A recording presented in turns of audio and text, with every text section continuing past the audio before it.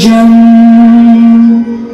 गणाध्यक्षं उमापुत्रं विनायकं स्वागतम सुस्वागतम। रवींद्र चिटणीस आणि परिवार गणेश दर्शनास आलेल्या सर्व गणेश भाविकांचं हार्दिक स्वागत करीत आहे।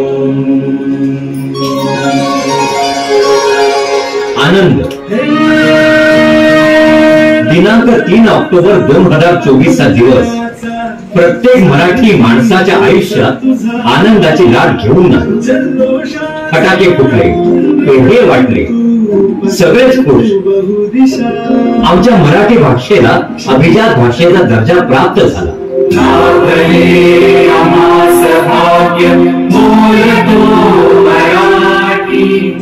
प्राचीन इतिहास, साहित्याची समृद्ध परंपरा, भाषेला लाभलेला सामाजिक आणि सांस्कृतिक वारसा आणि भाषेची स्वतःची ओळख याच्या जोरावर आमच्या भाषा पंडितांनी सिद्ध केलं की मराठी ही अभिजात भाषा आहे।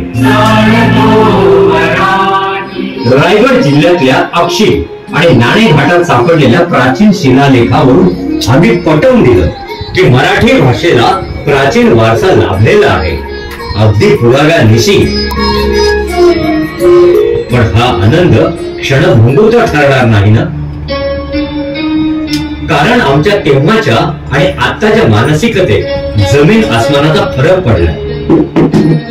ते शौर्य, त्या गाथा, ते पोवाडे, तो इतिहास, आज इतिहास जमा झाला।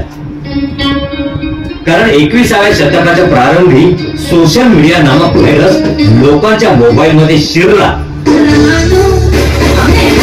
आणि त्याने लोकांच्या मनावर अधिराज्य गाजवायला सुरुवात केली। लोक खुळवली। 21व्या शतकात पहिला फटका बसला तो इथल्या वाचन संस्कृतीला। ग्रंथालय ओस पडली, वर्तमानपत्र दिसेनाशी झाली, मराठी चित्रपट सृष्टीने जवळजवळ मान टाकली, नाट्यसृष्टी कशीबशी तग धरून राहिली। प्रदर्शन आणि विक्रीच्या माध्यमातून लेखकांनी, कवींनी, निर्मात्यांनी सामान्यांपर्यंत पोहोचायचा केविलवाणा प्रयत्न केला। राजकीय पक्षांनी त्यांना बळ देण्याचा प्रयत्नही केला, पण परिणाम शून्य।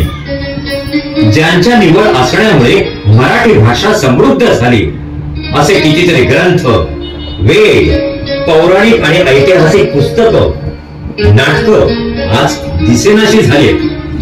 आमच्या संगीताला, चित्रपटांना, नाटकांना उभारी देणारे दिग्गज आज गुगलवर नाईलाजाने शोधावे लागते। बदलत्या काळानुसार आमची मराठी देखील खचत गेली।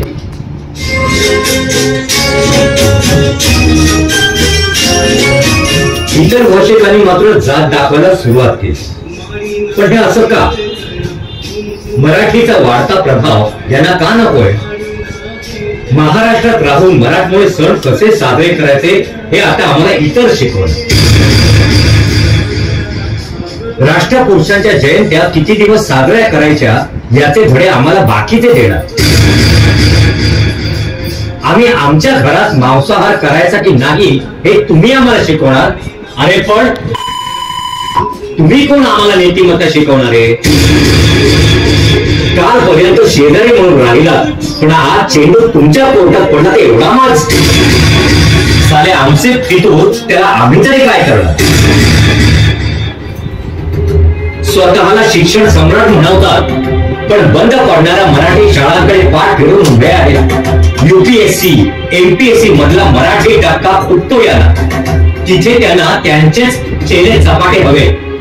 मराठी माणसाने नाक्यावर वडापावची गाडी टाकू दे, एक तर त्याला त्रास तरी देतील, नाही तर हप्त्यासाठी भिकाऱ्यासारखे हात पुढे करतील। वंशवाद आणि क्रांतवाद इतकं काही उफाळ म्हणालाय की यांच्या सोसायटीत एखादा मराठी माणूस राहायला आला की यांची पोटदुखी सुरू झालीच म्हणून समजा। आणि हा वाद आजचाच नाही आहे।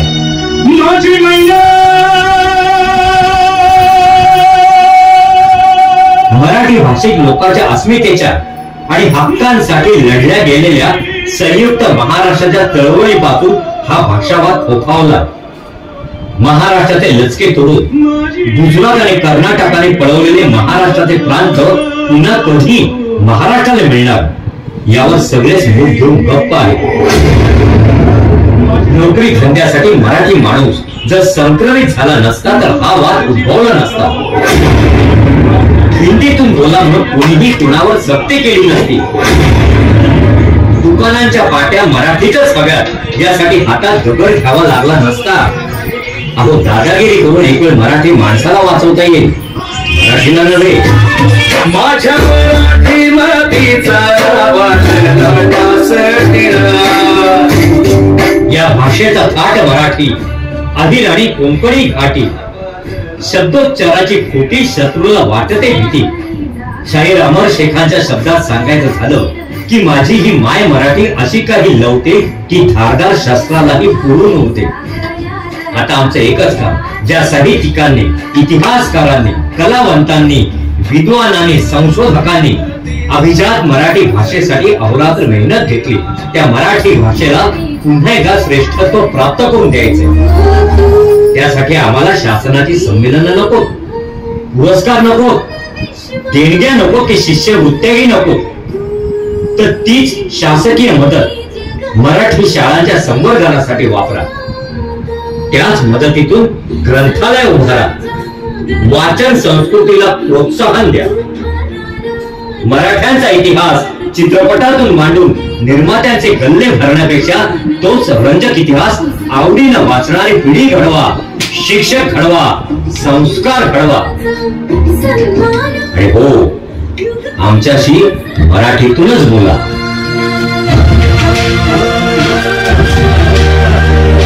उदया